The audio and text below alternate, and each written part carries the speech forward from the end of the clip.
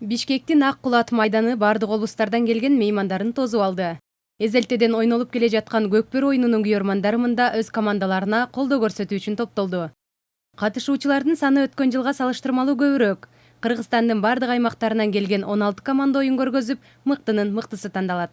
Мынакей Оштон Достук командасы келди, Жалал Абадтан Казарман командасы келди, Ысык Көлдөн команда келди, Ысык Көл. Нарындан Актала командасы келди, Нарын командасы эки команда келди. Таластан келди, жылда келип жүрчү Талас командасы келди, Талас жаштары келди.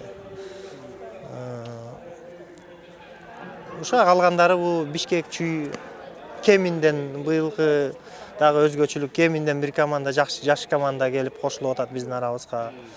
Кудай буйруса ушундай быйыл жакшы оюндар башталышы жакшынакай оюн болуп атат. Идет игра по Көкбөрү. Кече күндөн тарта Көкбөрү оюндар башталды. 16 команда катышты. Алгач биринчи сегиздик, андан соң чейрек финал, жарым финал жана финалдык оюндар өтөт. Мындан тышкары салбурун, ат чабыш жана 20-сында эреңиш өткөрүлөт. Здесь у нас будет салбурун будет, скачки будет. 21 март күнү Нооруз майрамында Көкбөрү жана башка бардык оюндардын финалы өтөт. Турнирдин байге фонду миллион сомго жакын. Бардык катышуучуларга баалуу белектер ыйгарылат. Ал эми жеңүүчү акчалай сыйлык менен сыйланат. Кроме этого, Норuz у нас проходит ваши, они завтра начинают. Мындан сырткары Нооруз майрамы Ош жергесинде да өткөрүлөт. Көкбөрү оюнуна 8 команда катышат. Эреңиш, кыз куумай оюндар болот. Биз эл үчүн жасайбыз. Праздник для южного региона мы делаем. Ак Кулат майданында өтүп жаткан турнирдин алкагында экинчи дүйнөлүк көчмөндөр оюндарына Көкбөрү боюнча өлкөнүн намысын коргой турган улуттук курама тандалат. Балдарды эң көп бал чогулткан команда ушун федерациянын правлениясынын чечими менен Кыргызстан курама командасын түптөйт деген эме жүрөт да. Ал жерде 6 ошол балдары менен жогору турган командадан 6 бала алынат. Калган баягы командалардан беркилерин чогултат да, калган 6-сын чогултат да. Ушундай деп жүрөт да.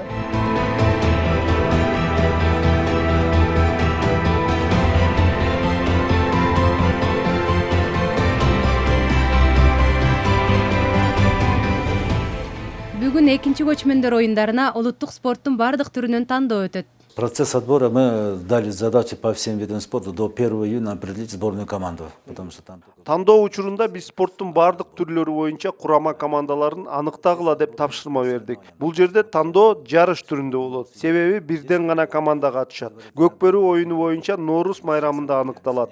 Кийинки тур болсо май айында болот. Эреңиш боюнча азыр болжолдуу тандоо май айында өткөрүлчү чемпионаттын жыйынтыгы менен аныкталат. Тогуз коргол боюнча болжолдуу тандоо Таласта өткөрүлөт. Кийинки тандоосу болсо май айында болот. Тактап айтканда спорттун бардык түрлөрү боюнча курамалар 1-июнга чейин такталат. Өткөн жылы 2ден команда катышкан үчүн тандоо жеңилирээк болгон. Быйыл 1ден гана команда катышкандыктан күчтүү команданы тандоо кыйынга турууда. До 1 июня определяем сборную команду.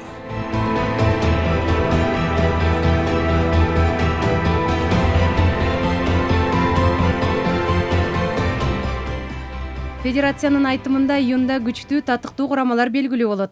Улуттук спорттун түрлөрүнүн популярдуулугунун артуусунун натыйжасында өлкөдө улуу муунду артка калтырчу көптөгөн жаш спортчулар чыкты. Ошондуктан оюнчулар жетиштүү болот. Федерация ушуну менен гана чектелбестен улуттук спорттун түрлөрүн жайылтууну да көздөөдө. По масштабам, вот даже если Норuz взять, Дээрлик бардык айылдар, шаарлар, мекемелер Нооруз майрамын белгилешет. Мына ушундан да биздин элдин кандай экендигин көрүүгө болот. Бул нерсенин бардыгы биздин каныбызда бар. Эл дагы да өнүгүүнү самап жатат. Ал эми биздин милдетибиз деңгээлин көтөрүү жана сактап калуу болуп саналат. Оюндарды гана өткөрүп койбостон илимий иш-чараларды өткөрүү, китептерди чыгарышыбыз керек.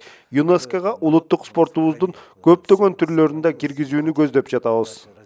Кыргызстан көчмөндөр маданияты, көчмөндөр тарыхы менен байланышкан эл аралык оюндарды өткөрүп жаткан биринчи өлкө болуп саналат.